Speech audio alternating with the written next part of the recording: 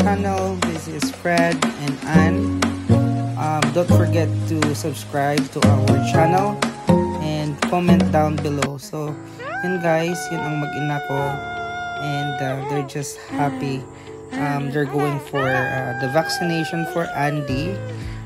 This will be while showing her milestone. So malayo sila sa akin guys, kaya yun, gumagawa na lang kami ng video para mapanood din niya paglaki niya. So ayun, ito tumatawa na, mahilig na siyang tumawa, and masayahin na bata guys. Lumalaki na nga talaga siya, parang kailan lang. Ayan, naglalaro na yun siya dyan. Dinala siya ng kanyang mama. Doon sila sa children's playground. Naglaro sila kasama yung pamangkin ko na lalaki. Yung nag-enjoy naman sila guys. And ayan nga, natakot si Andy umiyak. Ayun, ito naman, ang video na to ay yung mother-in-law ko.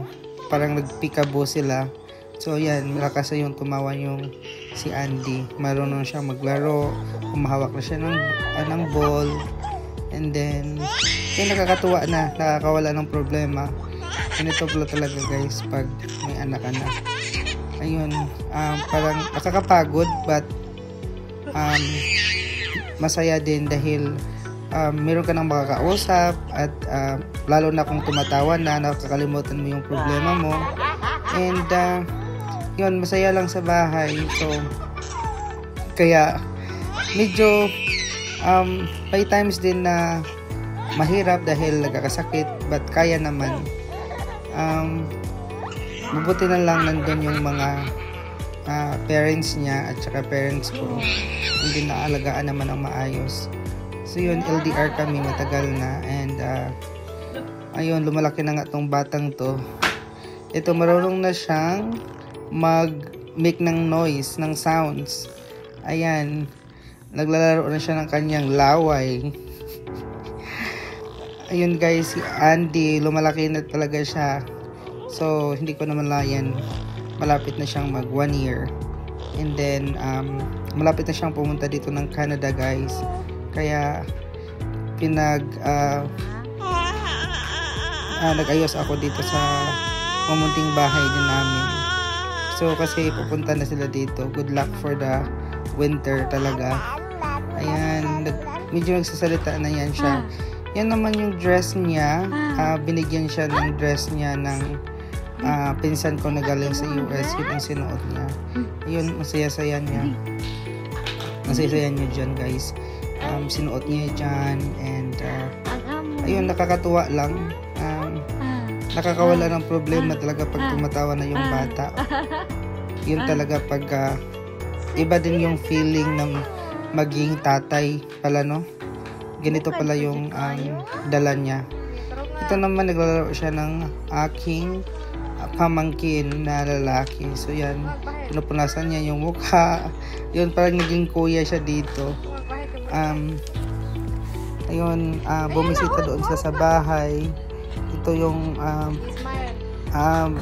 yung lalaki ko na pamangkin, yung nakita yung ayan.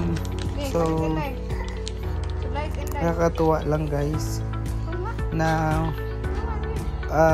meron ka ng anak talaga, nakakawala ng problema. And ayun, talagang ibang chapter na to sa buhay ng may asawa at may anak. Ito pala yung feeling. Minsan naisip ko na ayan, ang saya-saya pala maging isang ama. Char lang. Ayun guys, yan si Andy, tumatawa na, naglalaro na siya, and nakikinig na din siya. So kung kakausapin mo siya, makikinig na siya. Tapos pag nagagalit ka, alam na din niya. So marunong na talaga siya guys, medyo malaki na, kaya pabilis lumaki ng bata. At super saya dahil ayun, ngayon magkakaroon ako ng 1-year-old. Hindi ko lang akalain. Ang bilis palang gumawa guys, yung bata. Ganun kadali. Hindi ko akalain. Umuwi ako, ayan na si auntie. Yun guys, at nakakatuwa at napakasaya maging magkaroon ng isang anak. So talagang super busy ang lifestyle, hindi man katulad ng dati, but iba na yung focus mo as meron ka ng family. So nakakatuwa at saka ibang level na talaga yung mami-feel mo na iba na pag may anak yung focus mo, yung attention mo parang nasa isip mo na yung anak mo, hindi ka na yung parang single na wala kang iisipin, but masaya din in the other hand kasi nakakatuwa yung bata.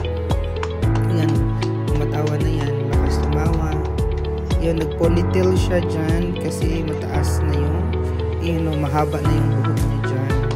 At saka yan, mamimiss yan ang lola niya dahil yung lola niya din ang nagbabantay sa kanya kasi kami gagawin ng asawa ko pupuntahan. Kaya nakakatuwa lang talaga guys. And sa mga